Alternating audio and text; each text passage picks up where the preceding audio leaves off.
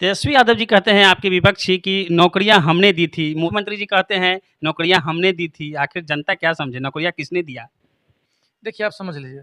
कि तेजस्वी जी के साथ जब दोबारा गठबंधन हुआ, आदरणीय मुख्यमंत्री जी का, हम लोग के दल का,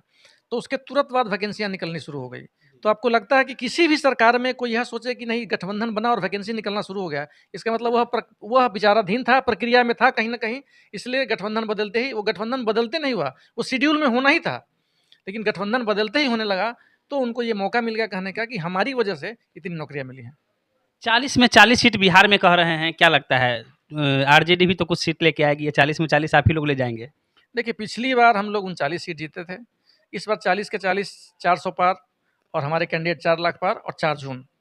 ये सब मिल रहा है। और मुझे फिर आशा ही नहीं, पूर्ण विश्वास है, और मैं फिर बोलता हूँ कि लोकतंत्र में निश्चित रूप से जनता मालिक है, और जनता पे हम लोगों को इतना विश्वास है, इतना भरोसा है, और जो हम लोगों का जो सरकार का काम रहा है जनता के लिए, क्योंकि मुख्यमंत्री जी बार बार बोलते हैं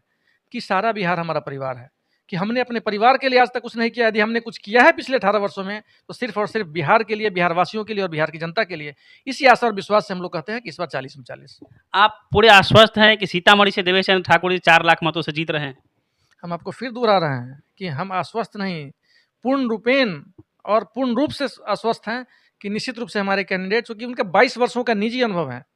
और जो उन्होंने देखा है सीतामढ़ी, शिवहर, मुजफ्फरपुर और वैशाली जिला को, बिहार विधान परिषद के निर्विरोध सभापति के रूप में सीतामढ़ी को एक कोहिनूर मिला,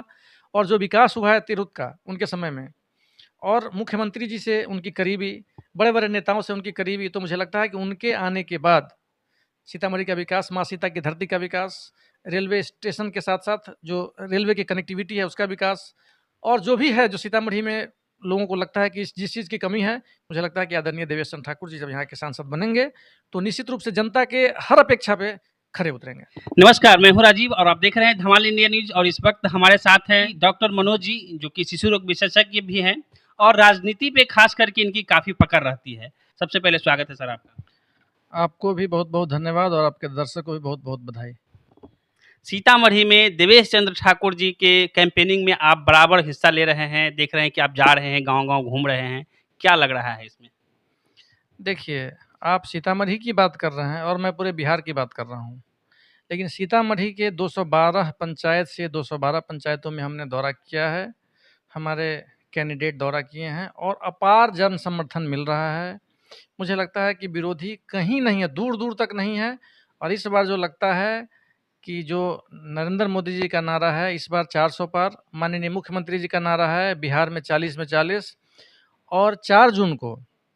जब गिनती होगी तो आपको दिखेगा कि 400 पार, 40 में 40, और हमारे कैंडिडेट 4 लाख पार रहेंगे। ये 4 लाख पार सीतामढ़ी से जो नारा है बराबर सुनने को मिलता है, लेकिन इस 4 लाख पार में कितनी सच्चाई है, ज़मीनी हकीकत? आप लोग घूम रहे हैं, जा रहे हैं बार-बार हर जगह पे। मैंने रेखा मैडम को भी देखा है, देवेश चंद्र ठाकुर जी के साथ जो है, वो हर जगह कैंपेनिंग में है। आज भी प्रतापनगर में मैंने उनको देखा है। तो इस समय हकीकत क्या लग रहा है सर? 4 लाख पार ऐसे हवा चल रहा है, हवा बनाना है या सच में हकीकत है? देखिए, जहाँ-जहाँ भी हम लोग गए हैं, 212 पंचायत में गए हैं, सीतामढ़ी नगर निगम, पुपरी नगर परिषद, सूरसंड, तो जहाँ भी हम लोग गए हैं, और लोगों का अपार जन समर्थन मिल रहा है। 70-80% वोटर जो हैं, जिनका रुझान एनडीए के प्रति है, माननीय मुख्यमंत्री श्री नीतीश कुमार जी के प्रति है, आदरणीय प्रधानमंत्री श्री नरेंद्र मोदी जी के प्रति है, और जो लोग देश को, आदरणीय प्रधानमंत्री जी ने जो देश को 10 वर्षों तक जो आगे बढ़ाने का काम किया है, और माननीय मुख्यमंत्री जी ने बिहार को जो 18 वर्षों में बढ़ाने का काम किया है, आप आज से 18 वर्ष पहले के बिहार को देखिए और आज के बिहार को देखिए। मुझे लगता है कि ड्रोन कैमरा से यदि पहले का फ़ोटो खींचा हुआ हो और अभी का फ़ोटो खींचा हुआ हो, तो देखिए रोड का जाल, पुल-पुलिया का जाल, स्कूल, शिक्षा, स्वास्थ्य, विधि व्यवस्था, बिजली, पानी, सड़क, हर तरह की कनेक्टिविटी बढ़ी है, हर विभाग में काम हुआ है, और जो लोग भ्रष्टाचारी थे, भ्रष्टाचार में लिप्त थे, उनके लिए कहीं कोई जगह नहीं है, ज़ीरो टॉलरेंस पे सरकार चल रही है। इसीलिए हम लोग को आशा ही नहीं, पूर्ण विश्वास है, और जो लोगों का, जनता का रुझान है, चूँकि लोकतंत्र की मालिक जनता जनार्दन है, और जो उनका रुझान है खासकर महिलाओं का, ये निश्चित रूप से दिखता है कि इस बार हमारे कैंडिडेट 4 लाख पार रहेंगे। आपने महिलाओं की बात किया, कहीं न कहीं 35% आरक्षण जो चुनाव लड़ने में महिलाओं को दिया गया है, इस सब का भी असर हो रहा है क्या? देखिए 35% नहीं, जब माननीय मुख्यमंत्री जी बिहार के सत्ता में आए, तो पहले ही चुनाव में उन्होंने पंचायती राज में 50% महिलाओं के लिए आरक्षण कर दिया और साथ में जितने भी दलित, वंचित, कुचले लोग थे, सभी लोगों के लिए अति पिछड़ा, पिछड़ा, दलित, महादलित सभी लोगों के लिए आरक्षण का जो प्रावधान उन्होंने रखा,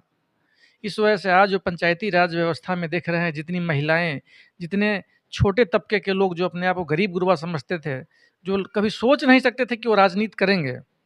कभी मुखिया बनेंगे, पंचायत समिति के सदस्य बनेंगे, इवन यहाँ तक कि वार्ड के सदस्य बनेंगे, सभी लोग इस आरक्षण की वजह से